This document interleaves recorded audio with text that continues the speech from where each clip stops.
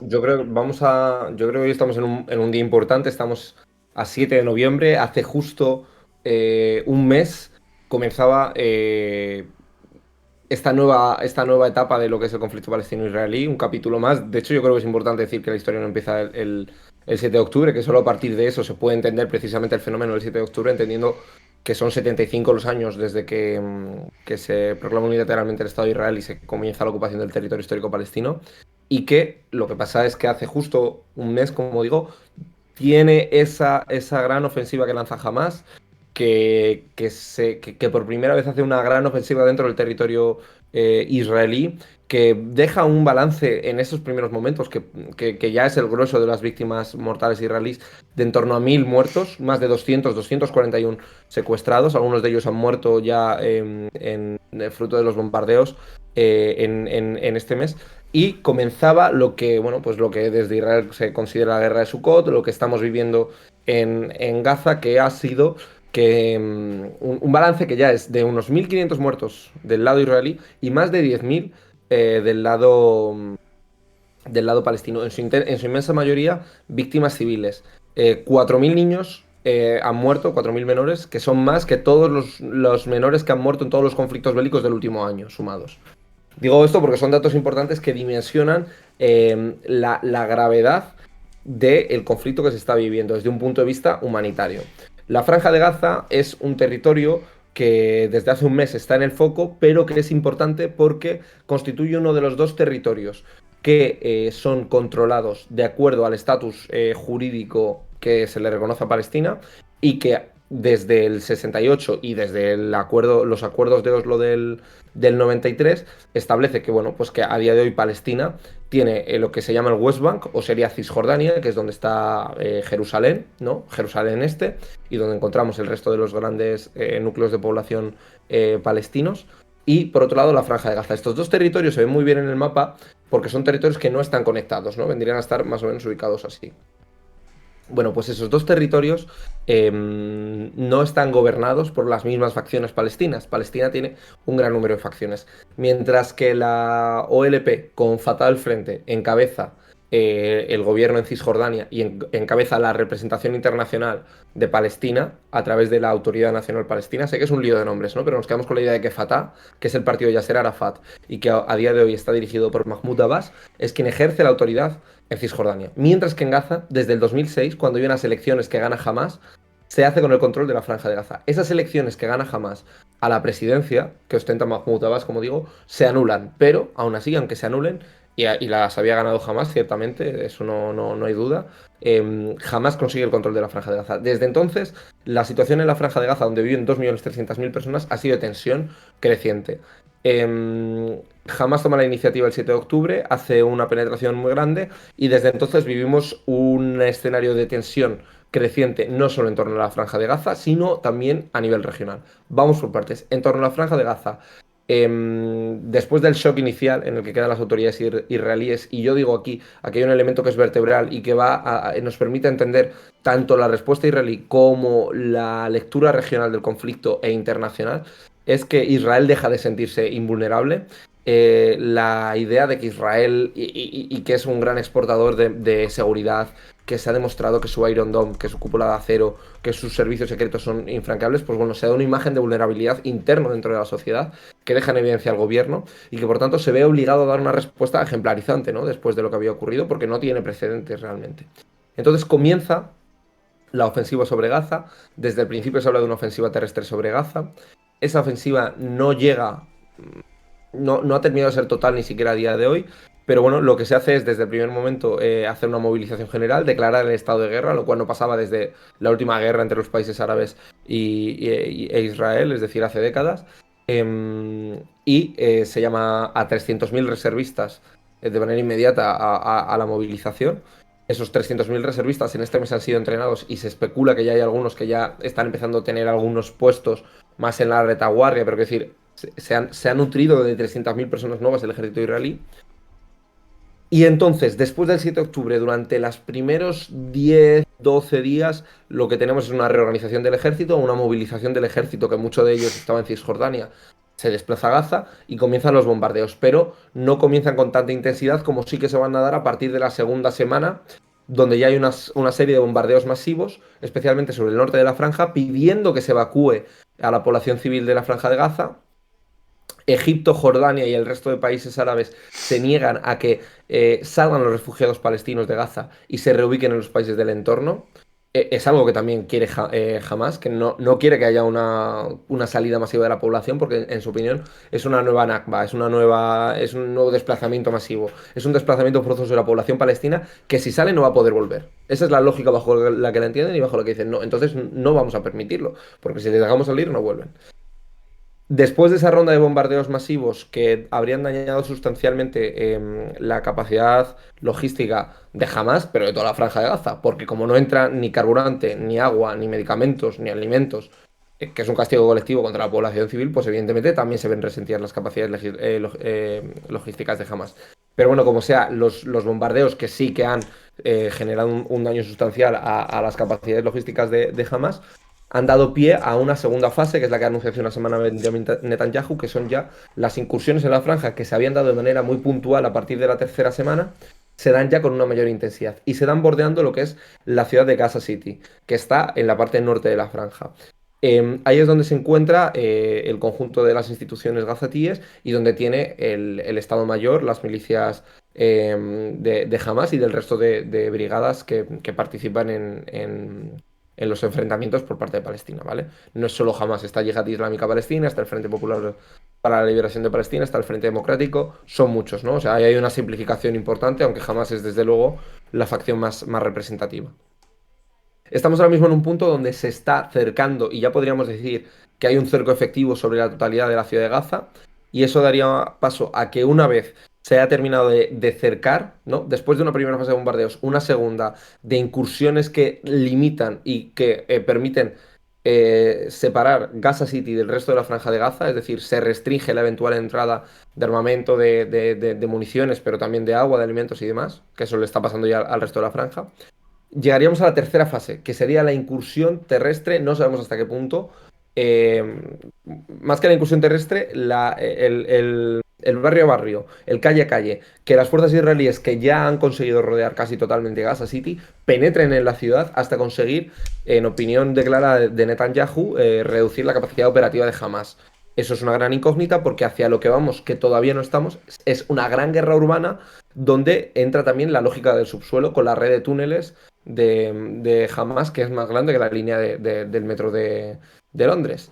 Que esto simplemente dimensiona que si bien ya los enfrentamientos urbanos están existiendo porque Israel ha penetrado y como digo está rodeando la ciudad de Gaza, eso en muchas ocasiones simplemente es rodear una zona de campo o rodear una carretera, pero ya está empezando a llegar a zona urbana y eso va a hacer que se incrementen los combates. ¿Cuánto tiempo puede tomar? Pues no se sabe, pero incluso hay estimaciones de equipos militares y del propio entorno israelí que dice que son cuestiones de semanas o incluso meses que pudiesen hacer una incursión efectiva dentro de la ciudad de Gaza y pudiesen reducir la capacidad logística de Hamas. Eso tiene la derivada regional. Porque si todo esto ha paralizado el proceso de normalización de relaciones con Arabia Saudita, hay otro grupo de países que son los del eje de la resistencia, como sería Irán, Hezbollah en el Líbano, las milicias proiraníes en Irak, en Siria, también las milicias hutíes en Yemen, una serie de actores que ya han declarado que están dispuestos a hacer escalar el conflicto. Hasta ahora ya hemos visto ataques a bases estadounidenses e incluso lanzamiento de cohetes sobre territorio israelí desde estos países. Si se da una ocupación total de la franja de Gaza, dicen, o si se ve comprometida la capacidad de la resistencia palestina. No es una línea roja clara, pero como decimos, en este mes hemos avanzado, hemos vivido todo esto, estamos en tres fases de la operación para Israel, estamos a punto de empezar en la tercera fase, y esa tercera fase está sujeta a una eventual escalada, a una eventual regionalización del conflicto, y la duda que tenemos ahora es si llegará o no llegará. No hay una línea roja explícita, evidentemente, porque nadie tampoco quiere decir cuándo o cómo va a entrar, pero tenemos un riesgo real de regionalización del conflicto. Y ese es el balance del primer mes. Desde un punto de vista humanitario, lo he querido explicar al principio con claridad meridiana, porque también lo ha hecho así Naciones Unidas y demás, que a veces sabe mal uno que tenga que hacer un análisis imparcial y tenga que buscar refrendo en el derecho internacional para hacerlo, pero bueno, quiero decir, desde el punto de vista humanitario, en el primer mes de enfrentamientos han muerto 10 veces más civiles que el que murió en la guerra civil, en la guerra rusa-ucraniana en el primer mes. Es decir, en el primer mes de la guerra de Rusia en Ucrania murieron 10 veces menos civiles que los que están muriendo a día de hoy en Gaza. Entonces, eso dimensiona la gravedad desde un punto de vista humanitario. Vale, para no quedarnos sin hablar de todo, Néstor, que nos estamos quedando ya sin tiempo, está ahí ya nuestro compañero Manu en espera para el siguiente bloque. No sé si quieres saltar también directamente a la actualización o al bloque del Líbano y contarnos eso. De todas formas, os vais a quedar con ganas, evidentemente, porque escuchar a Néstor hablando de este tema daría para horas. Pero por supuesto que vamos a seguir hablando en otros directos, no os preocupéis. O sea, esto no termina aquí, va a haber otros directos, Néstor va a hablar de esto y va a poder responder muchas preguntas, pero ahora nos corresponde pasar a hablar del Líbano y empezar el siguiente bloque, así que no sé, o si has visto alguna pregunta que pueda responder así con cierto nivel de resumen y que sea muy importante. Voy con el Líbano y luego si hay alguna pregunta relevante en el chat la podemos responder, ¿no? Venga. He hecho mucha brocha gorda, podríamos hablar de lo que ha pasado en los últimos días, podríamos hablar de Cisjordania, podríamos hablar de un montón de temas. He querido simplemente hacer un resumen porque hoy hay un mes y yo creo que este bloque, esta parte que hemos hecho ahora, es un mes intentando poner pues, por encima pinceladas de todo, de lo que es la situación humanitaria, de lo que es la situación política en Gaza, de lo que era la situación política en Palestina en general y de todo, ¿no?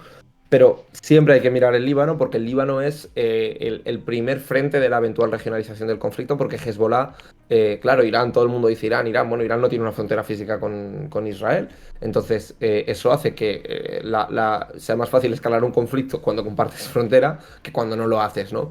Y todo el mundo mira al Líbano porque el Líbano, Hezbollah, como pasa desde el día 1, desde el mismo 7 de octubre ya hay intercambio de artillería en la frontera del sur del Líbano, del norte de Israel, hay una situación de escalada progresiva y hay que señalar que hace justo una semana, hace menos de una semana, el líder de Hezbollah, Nasrallah, hizo un discurso de cerca de 1 hora y media en un lugar indeterminado. Hezbollah hizo un llamamiento a una movilización masiva de todo su militancia y de todo su entorno político y se proyectó en las calles del sur del país y de Beirut. Y allí Nasrallah venía a decir que esta era una guerra casi nacional para el Líbano. Mencionaba y hacía un énfasis muy, muy especial, señalando de manera clara a Estados Unidos y el papel que en su opinión juega como principal baluarte y sin el cual no podría mantenerse la situación que se está viviendo en Israel, y evitó dar una línea roja clara. Evitó de nuevo decir si iba a haber una escalada del conflicto o no. Dijo, eso sí, y esto es importante, que puso en la diana a Estados Unidos y dijo que los portaaviones y la Fuerza Aérea estadounidense serían también objetivos militares si se sobrepasaba el escenario razonable, la línea roja, lo que no era admisible para Hezbollah. ¿Qué no es admisible para Hezbollah? Pues no lo dicen. Yo en mi viaje al Líbano, hablando con autoridades políticas y militares de Hezbollah, pues venían a decir eso, ¿no? No está publicado en ningún lado, pero daban esas dos lógicas. Ocupación total de Gaza, que parece que no va a ser una ocupación total, pero veremos si la ocupación del norte ya es suficiente, o que se vea comprometida la capacidad de resistencia de las fuerzas palestinas. Esas dos, o las dos juntas, son para ellos líneas rojas, es decir, que Gaza cayese y que por tanto una parte del territorio palestino ya estuviese fuera de juego y que al mismo tiempo la resistencia que está en ese territorio no se vea completamente cercada, rodeada y necesite una ayuda. Esas podrían ser los dos puntos. Lo que estamos viendo es que la situación escala en el frente, el patrón es el mismo, el que yo describí en mis crónicas y el que escribí en el artículo, que es que hay un intercambio de artillería con uso incluso de aviación por parte de Israel, que hay drones, que hay lanzamiento de misiles de corto alcance, de misiles antitanque, que eso ha dejado, pues ya se habla de hasta un centenar de muertos del lado libanés, pero yo creo que es una cifra exagerada, de hasta 30 muertos del lado israelí, yo creo que también son cifras que no son 100% fiables. Pero como digo, lo que está aumentando es la intensidad. El patrón es el mismo, es uso de artillería, uso de drones y de aviación controlada, desde un lado de la frontera al otro. Pum, pum, pum, pum, pum, pum, pum. En más de 100 kilómetros de frontera, ¿vale? Para que os hagáis una idea de la importancia de esto. Y lo que estamos viendo es que está aumentando la intensidad, pero sin que de momento hayamos llegado a un escenario de confrontación abierta. Insisto en lo que yo percibí en el Líbano, hay un ardor guerrero, hay una predisposición para ir a la guerra. no porque se quiera, sino porque se está dispuesto a ir. Yo creo que ni Israel ni Hezbollah quieren la guerra. Hezbollah porque tiene mucho que perder, porque ha conseguido edificar desde el 2006 un estado paralelo muy fuerte, muy serio, desde la guerra civil libanesa y desde la retirada israelí del Líbano en el 2006, cuando se da la ocupación parcial del Líbano. Hezbollah gana mucho poder. Ese poder, desde luego, se vería comprometido si entra en guerra e Israel le asesta un golpe importante, y podría serlo, ¿no? Y además Hezbollah también tiene miedo por el Líbano en general, porque es un país muy frágil y no sabemos si podría aguantar el esfuerzo de la guerra, ¿no? Es un país colapsado, es un país débil, es un país sin gobierno, es un país con una división sectaria entre sunitas, maronitas y chiitas. Pero por el otro lado, Israel también dice, ojo, yo mi objetivo está en Gaza, ya me he visto comprometido y tengo un serio problema en la opinión pública interna porque me han matado a 1000 personas, pero es que Hezbollah no es jamás. Hezbollah tiene una capacidad de artillería, una capacidad de drones, una capacidad de efectivos militares mucho mayor.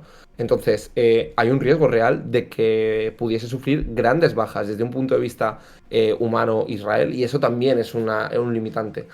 Aún así, como digo, las líneas, aunque no están del todo definidas, están claras. Y yo creo que hay un riesgo real de que en el Líbano estalle la situación. La novedad de la última semana, desde el último reporte que os hice sobre el terreno desde allí, es que la intensidad de los bombardeos aumenta. Y llevo diciéndolo mucho tiempo, pero es que es como todo. Es cierto que ahora mismo no tenemos soldados cruzando de un lado a otro de la línea. No tenemos entrada de blindados en territorio libanés o en territorio israelí. Pero lo que sí que tenemos es que ese guión de la artillería, del lanzamiento, de la aviación, es más habitual. Si antes pasaba 10 veces al día, ahora pasa 30, 40. Ahora hay ratos donde el intercambio artillero es constante durante minutos, durante horas. Y eso es una advertencia clara. Y en mi opinión, eso sigue siendo un intento, un llamamiento por parte de Hezbollah para que no lleguen a la guerra. Creo que las dos partes hacen un ejercicio de contención en la frontera libanesa. Creo que ninguna de las dos partes tiene una voluntad real de abrir el frente y por eso no lo ha abierto hasta ahora. Vale, pues Néstor, si te parece, dejamos por aquí este tema. No sé si quieres comentar algo más o dejamos que entre ya Manu. Muy breve, preguntaba a mis cojones al sol, que es el nombre real del suscriptor, suponiendo que una entrada del Líbano en el conflicto, Israel podría anexionarse a la parte sur con la excusa de crear una zona de amortiguamiento. Ahí hay que señalar que Israel, aunque ocupa los territorios palestinos, también ocupa los altos del Golán sirios, y hay una parte de los altos del Golán, las granjas de Shiva, que son libanesas. Y en el 2006, en esta guerra a la que os remito, ya se dio la ocupación por parte de Israel de parte del territorio libanés. Por tanto, no sería descabellado que se ocupase de nuevo el sur del Líbano. O sea, que decir, no es para nada una cosa que nos tengamos que volver locos o llevarnos las manos a la cabeza. Ese riesgo existe. Entonces, claro que si pasa, si se da esa escalada, no sería descartable que Israel ocupase, si se ve con la capacidad de hacerlo, parte del territorio libanés.